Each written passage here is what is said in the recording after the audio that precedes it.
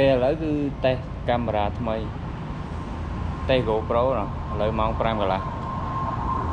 ជីកមើលចង់ដឹងវាអេម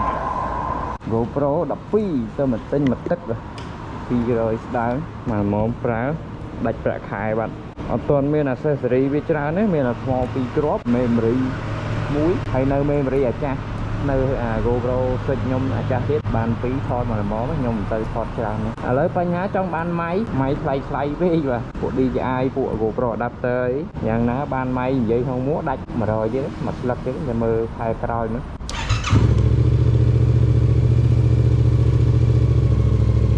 ដៅសិនតិចបាទជី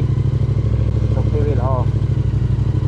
ខ្ញុំសាក់ជួប GoPro ជាមួយនឹងអាកាសនេះអាកាសបងខ្ញុំឲ្យនេះ5-10រៀលនេះជាប់បាននិយាយលឺប៉ុន្តែអត់មានលឺសលេងម៉ូតូអត់មានលឺអីទាំងអស់ហើយសលេងឡើង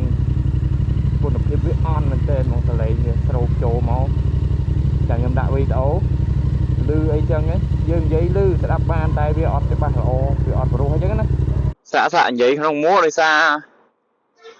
ហើយ GoPro អាពេលយើងបិទគឺវាដាច់ Bluetooth ហើយដាច់ Bluetooth ជាមួយអាកាសខ្ញុំហ្នឹងអញ្ចឹង